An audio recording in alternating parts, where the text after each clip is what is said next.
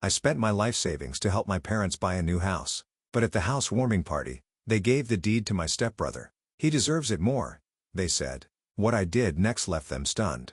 My name is Mia Reynolds, and at 33, I never imagined I'd be betrayed by my own family like this. As a nurse at Memorial Hospital, I'd spent the last 10 years working double shifts, picking up extra hours in the ICU, and saving every penny I could. When my parents faced foreclosure on their old house, I stepped in with my life savings, a $175,000, to help them buy a new place. The agreement was crystal clear. The house would be in my name since I provided the down payment. But apparently, agreements don't mean much to my family. My stepbrother Eric, my mom's golden child from her second marriage, stood there with his usual smug grin. He'd never contributed a dime to our parents' well-being, always too busy finding himself while jumping from one failed business venture to another. But now at 38, he suddenly had a wife and a baby on the way, which apparently made him more deserving of my investment. "We've already filed the paperwork," my stepdad George chimed in, not even looking me in the eye. "The house is in Eric's name now. You should be happy. You're helping your brother start his family." The casual way he dismissed my sacrifice made my blood boil. The beautiful colonial-style house I'd fallen in love with, the one I'd imagined as a gathering place for family holidays and celebrations, was being handed over to someone who hadn't earned it. Looking around the room at the faces of extended family and friends who'd come to celebrate, I could see the awkward glances and whispered conversations. My Aunt Sarah, who'd always been more of a mother to me than my own mom, stood in the corner shaking her head in disbelief. My best friend, Rachel, who'd watched me work myself to exhaustion to save that money, gripped her glass so tight I thought it might shatter. "This isn't right," I managed to say, my voice trembling with a mix of anger and hurt. "That money was everything I had. We had an agreement." "Oh, stop being so dramatic." My mom sighed, rolling her eyes. "You're a nurse. You'll save it up again. Eric needs a stable home for his baby. It's not like you have anyone to provide for." That's when something inside me snapped. Years of being the responsible one, the reliable one, the one who always sacrificed for others came crashing down. As I looked at their entitled faces, I knew this wouldn't end here. They had no idea what I was capable of when pushed too far. Growing up, I always knew I was different from Eric in my parents' eyes. After my dad passed away when I was 6, my mom remarried George within a year. Eric came into our lives like a whirlwind, immediately becoming the center of their universe. While I spent my weekends studying and working part-time at the local pharmacy to save for college, Eric was showered with new cars, expensive clothes, and endless second chances. I put myself through nursing school, working nights as a CNA and taking out student loans that I'm still paying off. Every time Eric's business ventures failed, the car wash, the supplement company, the cryptocurrency investment opportunity, my parents would drain their savings to bail him out. I watched them refinance their house 3 times to cover his mistakes, saying nothing even as I saw their retirement slipping away. When they called me 6 months ago, desperate and in tears because they were about to lose their house, I didn't hesitate. I had been saving for my own place, dreaming of a small cottage with a garden where I could finally put down roots. Instead, I offered them my savings, thinking it would finally prove my worth to them. We spent weeks looking at houses together, and I fell in love with the Colonial on Maple Street. The realtor worked with us to make it happen, and I signed all the preliminary paperwork as the owner. "You're such a blessing, honey," my mom had said back then, hugging me tight. "We'll make this work as a family." I believed her. I wanted so badly to believe her that I ignored the warning signs, the whispered phone calls with Eric, the meetings with their lawyer that I wasn't invited to, the way they delayed the final paperwork. Rachel had tried to warn me. "Mia, get everything in writing," she'd said over coffee one morning. "I don't trust them to do right by you." But I defended them, convinced that even if they favored Eric, they wouldn't steal from me. After all, what kind of parents would do that to their own daughter? The day before the housewarming party, I'd gone to Target and spent hours picking out new decorations for what I thought would be my investment property. I bought fluffy towels for the bathrooms, cheerful throw pillows for the living room, and a welcome mat that read "Home Sweet Home." Now all those items felt like cruel jokes, scattered around a house that had been stolen from me. Standing in that kitchen, watching Eric parade around like he'd earned any of this, I thought about all the nights I'd worked in the ICU, the holidays I'd missed, the relationships I'd put on hold, the vacations I'd never taken, all to save that money. They hadn't just stolen my savings, they'd stolen years of my life. As the party continued around me, my head was spinning. Guests were starting to leave, offering awkward congratulations to Eric while avoiding eye contact with me. I sat alone at the kitchen counter, staring at my phone, when Rachel slid into the seat next to me. "You need to call Marcus," she whispered, referring to her brother who worked as a real estate attorney. "Something's not right about how they transferred the deed." They couldn't have done this legally without your signature. Just then, Eric walked by with his wife, Jessica, talking loudly about their renovation plans. "We'll probably gut the kitchen first," he announced, running his hand along the granite countertop I'd helped pick out. "Maybe knock down a wall or two, really make it our own." My stomach lurched. Looking around the kitchen, I noticed the folder of paperwork my parents had shown me when we first made the agreement. It was still sitting on top of the refrigerator where Mom always kept important documents. While everyone was distracted by Eric's grand plans, I quietly grabbed it and slipped it into my bag. "I need some air," I told Rachel, heading for the back porch. Once outside, I pulled out the papers with trembling hands. There it was, the original agreement I'd signed, stating clearly that the house would be in my name in exchange for the down payment. Then I found something else. A letter from their lawyer dated just 2 weeks ago, warning them that transferring the deed without my consent could be considered fraud. My phone buzzed with a text from my mom. "Stop sulking outside. Come back in and be happy for your brother." That was the moment I knew what I had to do. This wasn't just about the money anymore. This was about standing up for myself after years of being pushed aside. With shaking hands, I texted Marcus, "Are you free tomorrow? I need legal help." His response came quickly. "Rachel told me what happened. Come to my office at 9 a.m. Bring all the paperwork you have." Walking back inside, I found my mom and George huddled with Eric in the living room, probably making more plans for my house. They looked up as I entered, their faces a mix of annoyance and dismissal. "Finally decided to stop being dramatic?" my mom asked, raising an eyebrow. I managed a small smile, surprising them. "Actually, I want to thank you," I said calmly. "You've helped me see things very clearly."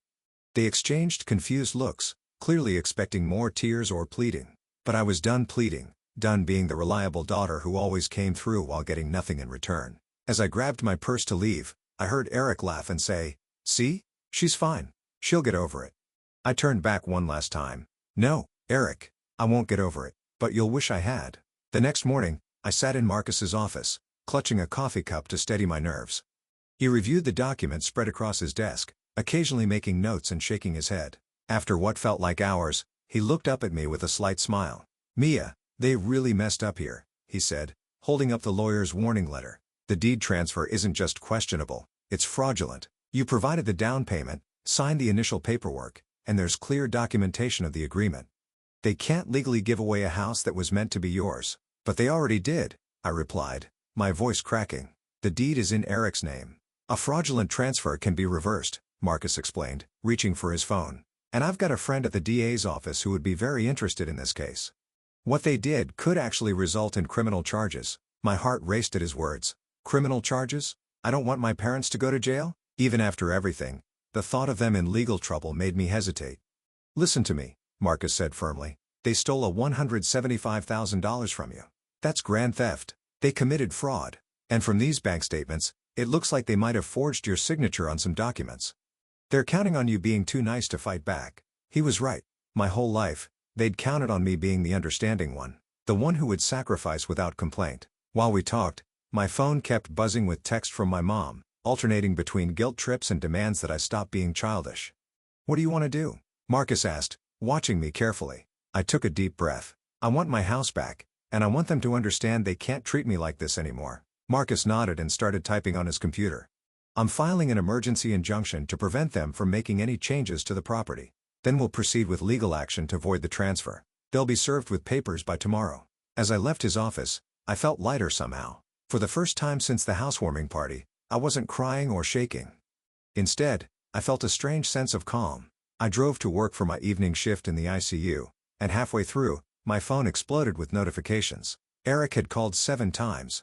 My mom had called 12 times. There were dozens of text messages ranging from angry to panicked. The last one from Eric made me smile. "What the hell did you do?" I silenced my phone and focused on my patients. Let him panic for a while. Let him feel a fraction of the anxiety they'd caused me. Tomorrow, they'd learn exactly what happens when you push the nice daughter too far. The next morning, chaos erupted. I was getting ready for my shift when Rachel called to tell me my mom and Eric were making a scene outside my apartment. Sure enough, when I looked out my window, there they were, Eric pacing back and forth while my mom banged on the building's front door. "You have to stop this," my mom shouted when I finally went downstairs.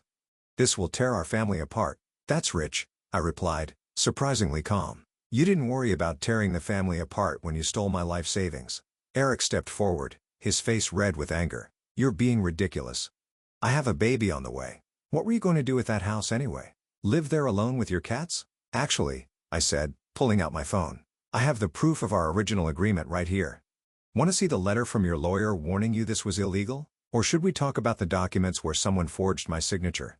The color drained from their faces. My mom grabbed my arm, her voice dropping to a whisper. Honey, we can work this out as a family.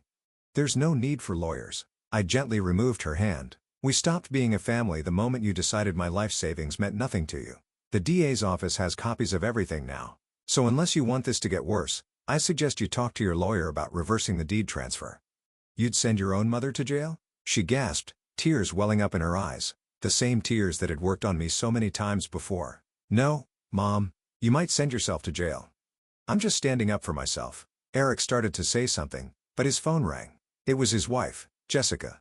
I could hear her panicked voice through the speaker as she told him the police were at their house, their actual house, with questions about the deed transfer. They left quickly after that, hurrying to deal with the unfolding disaster.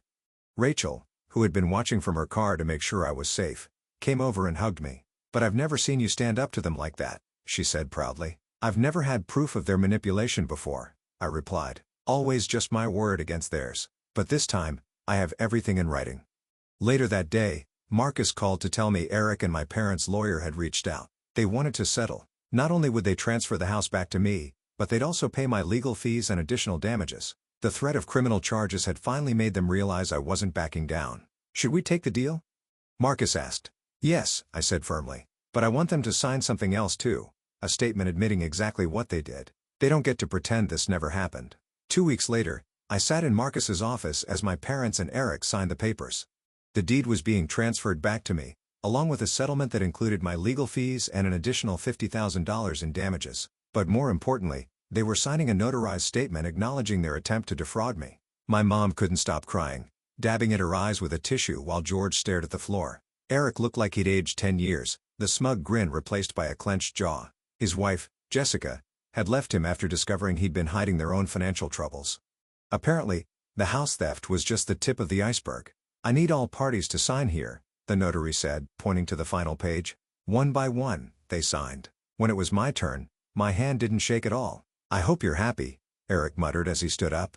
You've ruined everything. No, I replied calmly. You ruined everything when you decided to steal from me. I just made it right. They filed out of the office, my mom trying one last time to catch my eye. I turned away. The time for guilt trips and manipulation was over. Marcus handed me the new deed with a smile. Congratulations. The house is officially yours. But I had one more surprise for them. Actually, I said, pulling out another set of papers. I'd like to sell it. My family had already spread the word about their misunderstanding with the house, trying to save face with relatives and friends. They didn't know I'd received an offer from a developer who wanted to turn the property into apartments. The offer was well above market value. They'll be furious when they find out, Rachel said later as we celebrated at our favorite coffee shop. They thought you'd let them stay there. That's exactly why I'm selling, I replied. They need to understand they have no power over me anymore. The next day, I signed the papers to sell the house. The developer was thrilled. My real estate agent was thrilled, and I was finally free. The profit from the sale, combined with the settlement money, meant I could buy my dream cottage with a garden and still have savings left over. As I drove away from the closing, my phone buzzed with a voicemail from my mom. She was crying, saying she'd heard about the sale, begging me to call her back. I deleted it without listening to the end. Some might call it cruel, but I call it boundaries. For the first time in my life, I wasn't going to set myself on fire to keep them warm. Let them figure out their own lives. I had a cottage to furnish and a garden to plant. The weeks after selling the house were transformative. I found a charming cottage just outside the city with a wraparound porch and enough yard space for the garden I'd always dreamed of. Rachel helped me move in, and together we painted the walls in soft, peaceful colors. Nothing like the bold schemes my mom had always insisted were proper for a family home.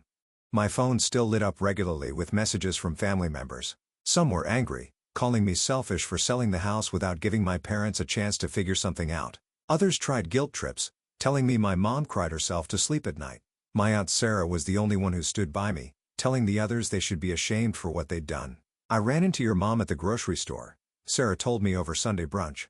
She was telling everyone who would listen about how ungrateful you are, but most people know the truth now. That statement you made them sign has made the rounds. I smiled, thinking about how the narrative had shifted. No longer was I the difficult daughter who wouldn't help her brother. Now I was the hard-working nurse whose family had tried to steal her savings. My mom's attempts to play victim weren't working anymore. Eric and Jessica officially separated, and he moved back in with our parents. I heard through the grapevine that he was working as a sales clerk at an electronics store, his first real job in years. Sometimes I drove past their rental house on my way to work, a modest place nothing like the home they'd tried to steal from me. It didn't bring me joy to see them struggling, but I felt a sense of justice. At work, things were looking up too. Once I stopped letting my family drain my energy and resources, I was able to focus on my career. I applied for and got a promotion to charge nurse, which came with better hours and a significant pay raise. My colleagues noticed the change in me. I smiled more, stood up for myself in meetings, and no longer accepted all the holiday shifts just because others had real families to spend time with. One evening, as I sat on my porch watching the sunset and planting my garden, my mom's number flashed on my phone. Instead of the usual anxiety, I felt nothing but calm as I declined the call. Later, I listened to her voicemail. She was asking if I would help Eric with rent money since things were so hard for him right now. I deleted the message and went back to my gardening catalog. I'd ordered seeds for tomatoes, cucumbers, and my favorite, violets. The flower beds were already prepared, the soil rich and waiting for new life. In a way, it felt like a metaphor for my own life. I'd cleared out the weeds of toxic relationships and was ready to grow something beautiful. Rachel often joked that I should write a book called How to Stop Being a Doormat in 3 Easy Steps. Maybe she was right. All it took was losing my life savings, standing up to my family, and finally putting myself first. Simple, really. 6 months after selling the house, my life had settled into a peaceful rhythm. My garden was thriving with the first tomatoes ripening on the vine and violets blooming in neat rows. I'd made friends with my neighbors, joined a local book club, and even started dating again, something I'd put off for years because my family demanded so much of my time and energy. The family drama hadn't completely disappeared, but I'd learned to manage it differently. My mom still tried to reach out regularly, especially when they needed money. Each time, I stuck to my boundaries. "I'm not in a position to help," I'd say calmly, no matter how many tears or guilt trips followed. The phrase became my shield, protecting me from their manipulation. Eric's situation had gotten worse. Jessica filed for divorce, and the baby, my nephew, lived primarily with her. She discovered Eric had taken out credit cards in her name, leaving her with massive debt. When she came to me for advice, I connected her with Marcus, who helped her navigate the legal mess. It felt good to help someone who genuinely deserved it. One Sunday morning, while I was tending to my garden, a familiar car pulled into my driveway. My mom stepped out, looking older and more tired than I remembered. She'd shown up unannounced, probably hoping to catch me off guard. "Your garden is beautiful," she said softly, hovering by the fence. "You always did have a way with plants." "Thank you," I replied, continuing to work with my plants. "But you shouldn't be here without calling first." I know. I miss you, honey. And I wanted to tell you that your father and I are selling our house. We can't afford it anymore. And Eric's expenses." She trailed off, looking at me hopefully. I stood up, brushing dirt from my knees. "Mom, I'm not giving you money. That chapter is closed." "I wasn't asking for," she started, then stopped herself. "Okay. Maybe I was. But can you blame me for hoping? You're doing so well, and we're your family." "Family doesn't steal from family," I said firmly. "Family doesn't forge signatures or try to justify theft because one child deserves it more. You made your choice, Mom. Now you're living with the consequences." She left in tears, but I didn't feel guilty. Instead, I felt proud of maintaining my boundaries. Later that evening, I hosted a small dinner party for Rachel, Sarah, and some friends from work. As we sat on my porch drinking wine and watching fireflies dance in my garden, I realized something profound. This was what family really looked like. It wasn't about blood or obligation. It was about choice, respect, and genuine care for each other. "To boundaries," Rachel toasted, raising her glass with a knowing smile. "To growth," I added, thinking of my flourishing garden and my even more flourishing spirit. A year has passed since I stood up to my family, and the transformation in my life still amazes me. My cottage has become a sanctuary filled with peace and warmth that I never felt in my family's presence. The garden produced so many vegetables last summer that I started donating extras to the local food bank. Sometimes I think about how my mom used to mock my obsession with gardening, calling it a waste of time. Now it brings me joy and helps others too. My career has flourished without the constant drain of family emergencies. I was recently promoted to nursing supervisor, and my colleagues often comment on how much more confident I've become. I no longer apologize for taking vacation days or saying no to extra shifts when I need rest. Setting boundaries at home taught me to set them everywhere else too. Rachel jokes that I'm becoming a bit of a local legend at the hospital. New nurses seek me out for advice, not just about patient care, but about standing up for themselves in difficult situations. Last week, a young nurse thanked me for helping her find the courage to leave an abusive relationship. "If you could stand up to your whole family," she said, "I can stand up to one person. My parents and Eric still struggle, but that's no longer my burden to bear. They made their choices just as I made mine." Sometimes the kindest thing you can do for people and yourself is to let them face the consequences of their actions. It's not about revenge anymore. It's about growth and self-respect. The money they stole was just money, but what I gained by standing up to them was priceless. My freedom and self-worth. The other day, I found an old photo of my family at the housewarming party, taken just before everything fell apart. Looking at their smug faces, I realized I don't feel angry anymore. Instead, I feel grateful. Their betrayal pushed me to become someone stronger. Someone who values herself enough to walk away from toxic relationships, even when they're wrapped in the package of family. My garden is starting to bloom again this spring. Sarah visits often, bringing her grandchildren who love helping me plant new flowers. Rachel and I have our weekly coffee dates where we laugh about how far I've come from the person who used to answer every demanding phone call from my family. Even Jessica brings my nephew over sometimes. She says the garden has a healing effect on her too. Life isn't perfect, but it's authentically mine now. I've learned that sometimes the best revenge isn't about getting even. It's about getting better. Every flower that blooms in my garden, every peaceful evening on my porch, every boundary I maintain is a reminder that I chose myself, and I'd do it all again in a heartbeat.